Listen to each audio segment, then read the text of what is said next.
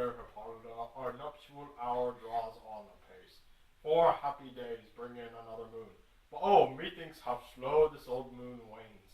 She lingers my desires, like to a stepdame or a dowager, long withering out a young man's revenue.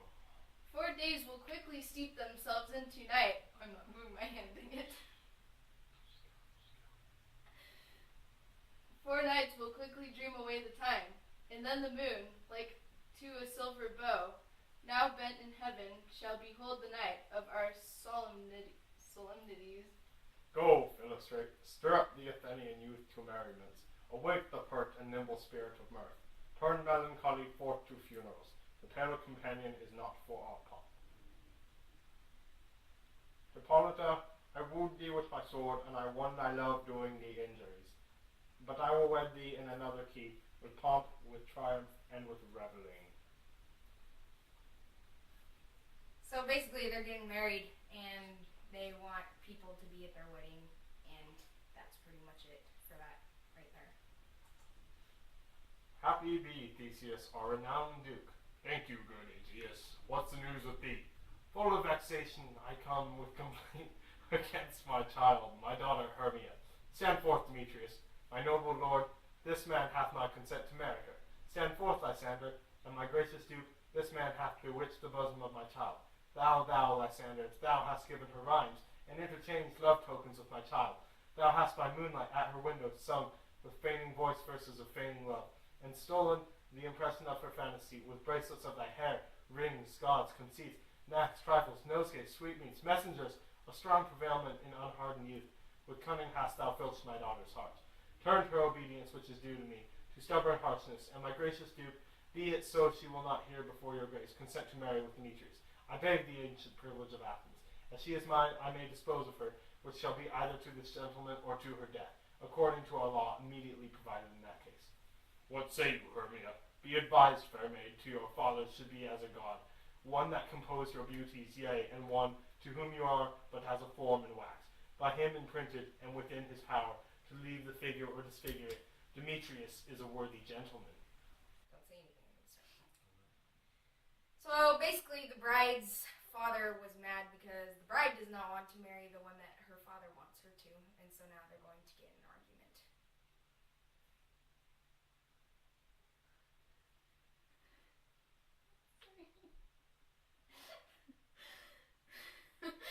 Sound is Lysander! In himself he is, but in this kind, wanting your father's voice, the other must be held the worthier. I would my father look but with my eyes. Rather your eyes must with his judgment look. Oh crap. I do entreat your grace to pardon me. I know not by what power I am made bold, nor how it may concern my modesty, in such a presence here to plead my thoughts, but I beseech your grace that I may know the worst that may befall me in this case, if I refuse to wed Demetrius. Either to die the death or to abjure forever the society of men. Therefore, fair Hermia, question your desires. Know of your youth, examine well your blood, whether if you yield not to your father's choice, you can endure the lavery of a nun. For I to be in shady cloister mewed, to live a barren sister all your life, chanting faint hymns to the cold fruitless moon, thrice blessed they that master so their blood to undergo such maiden pilgrimage. But earthlier happy is the rose distilled than that which withering on the virgin thorn grows, lives, and dies in single blessedness.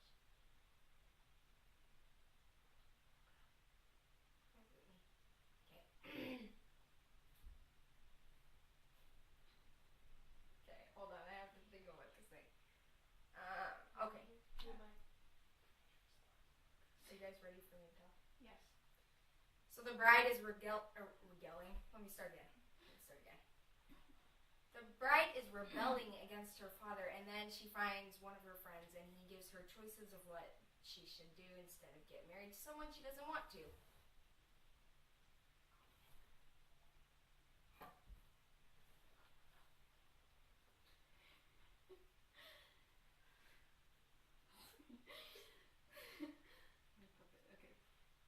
So will I grow so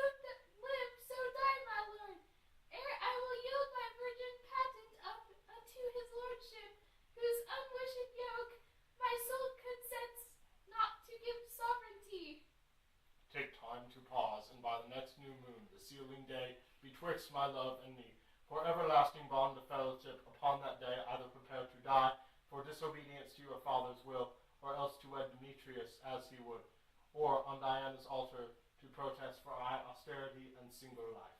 Relent, sweet Hermia, and Lysander, yield thy crazed title to my certain right. You have her father's love, Demetrius.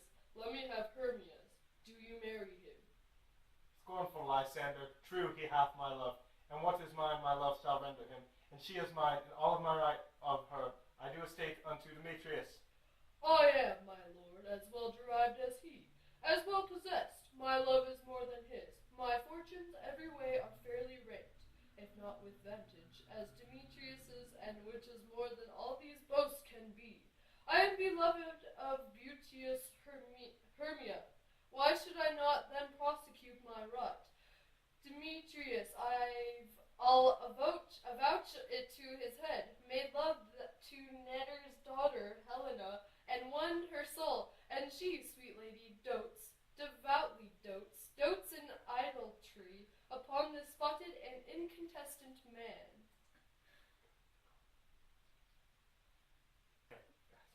So now two boys want to marry this one girl, and so they're going to fight about who's the better person. I must confess that I have heard so much, and with Demetrius thought to have spoke thereof, but being overfull of self-affairs, my mind did lose it. But Demetrius, come, and come, Aegeus, you shall go with me. I have some private schooling for you both. For you, fair Hermia, look you arm yourself to fit your fancies to your father's will, or else the law of Athens yields you up, which by no means we may extenuate, to death or to a vow of single life. Come, my Hippolyta, what cheer, my love? Demetrius and Aegeus, go along. I must employ you in some business against our nuptial, and confer with you of something nearly that concerns yourselves. With duty and desire we follow you.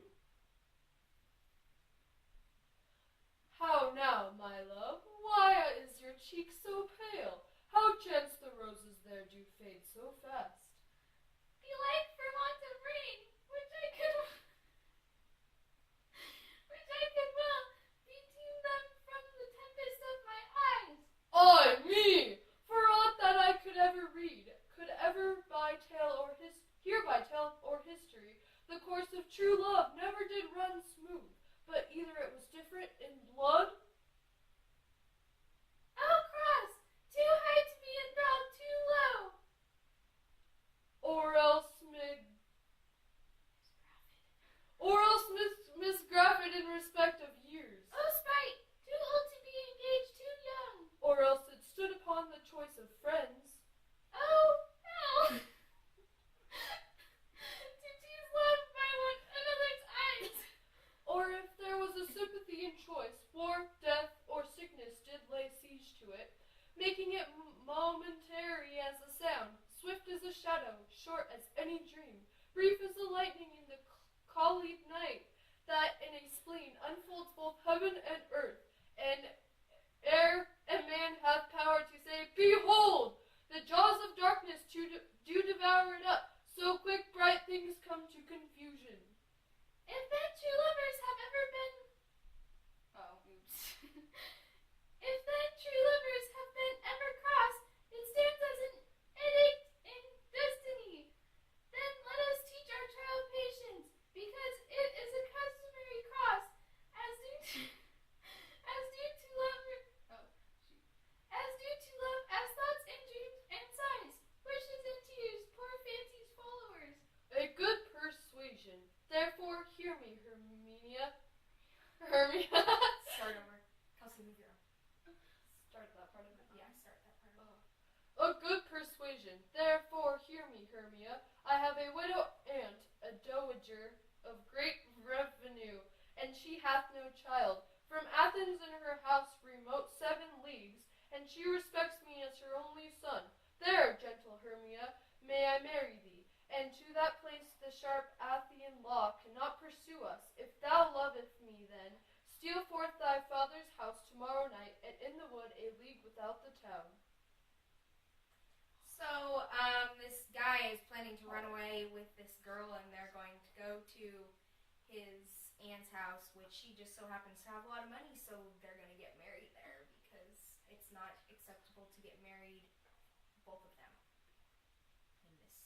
society.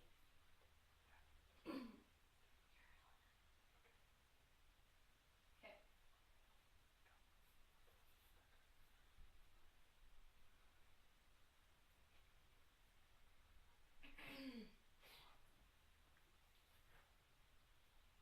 My good Lysander, I swear to thee by Cupid's strongest bow, by his best arrow with the golden head, by the simplicity of Venus's doves, by that which knitteth souls and prospers love, and by that fire which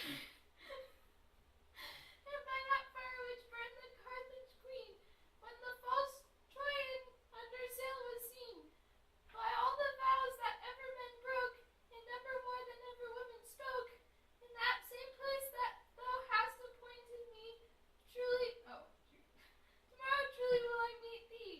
Keep promise, love. Look, here comes Helena. Godspeed, fair Helena, whither away? Call you me fair? That fair again unsay. Demetrius loves your fair. Oh, happy fair. Your eyes are lodestars, and your tongue sweet air, more tunable than lark to shepherd's ear. When weed is green, when hawthorn buds appear, sickness is catching.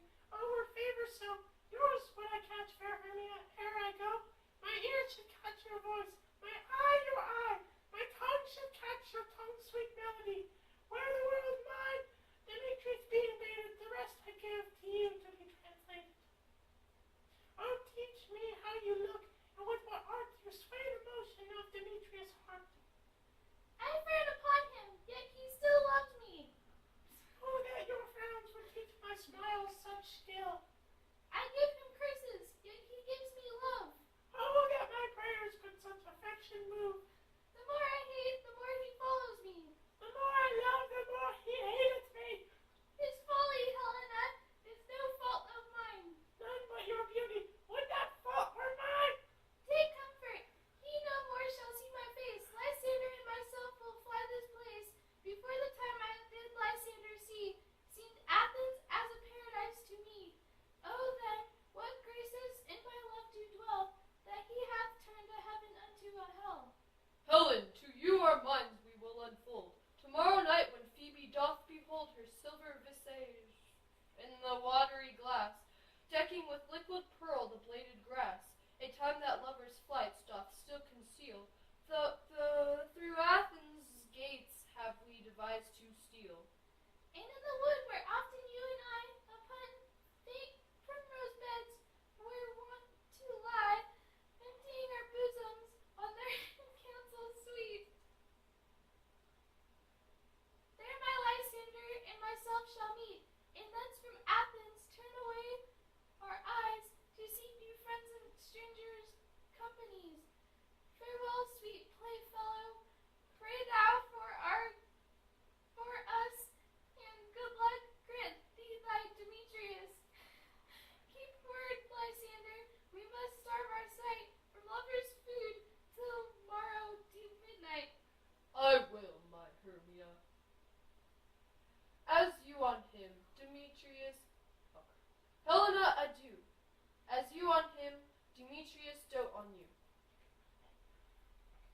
I think everyone's getting guns. So the couple is running away to the forest, and they thought it would be a good idea to tell their friend, and that's not going to be very good. How happy some or other some can be. Through Athens I am not as fair as she. But what of that? Demetrius thinks not so. He will not know what all that he do know. And as he errs doubting on Hermia's eyes, so I admiring of his qualities. Things base and vile, holding no quantity. Love can transpose to form and dignity. Love looks not with the eyes, but with the mind. And therefore is when Cupid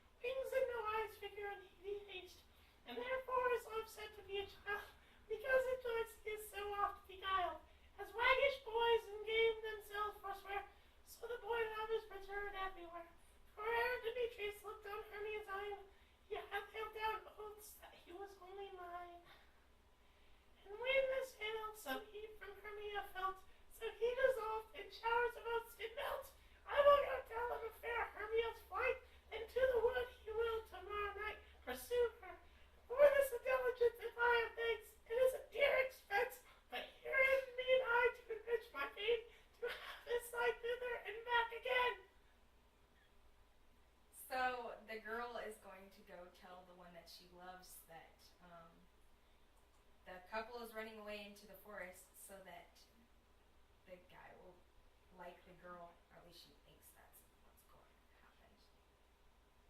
The credits at the end. Oh, yeah. Special guest Bailey Bullard starring. Sorry. Eat. Okay. Wait, who am I? Okay. Who's Quince? Wait, Ethan, you might need to be a minor character Yeah. too, There's another boy. because I can't do 3 characters. Ethan, right behind you. That's a girl. Ethan, right behind you. Thank you.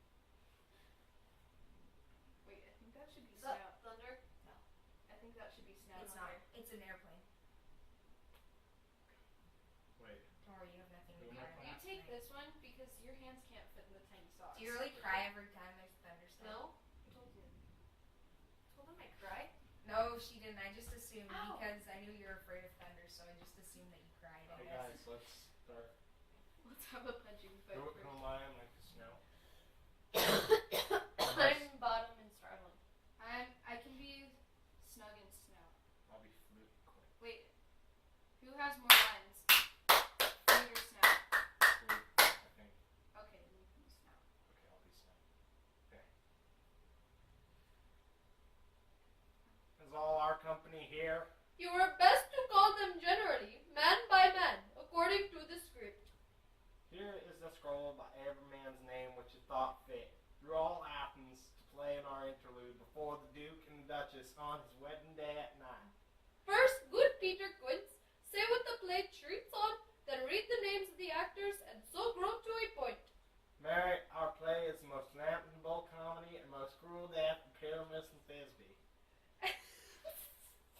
Hold on. A very good piece of work, I assure you, and a merry.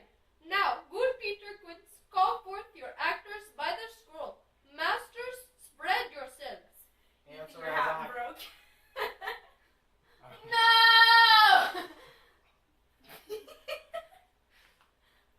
This is so going to be in the final recording. Answer as I call you. Nick Bottom, the Weaver. Ready? Name what part I am for the proceed. You, Nick Bottom, are set down to be Pyramus. What is Pyramus? A lover or a tyrant? A lover that kills himself, most gallant for love. That will ask some tears in the true performing of it. If I do it, let the audience look to their eyes. I will move storms, I will condone in some measure. Do the rest. Yet my chief humor is for a tyrant. I could play Aeschylus really, or a part to tear a cat into, make it all split. The raging rocks and shivering shocks shall break the locks of prison gates, and Phoebus's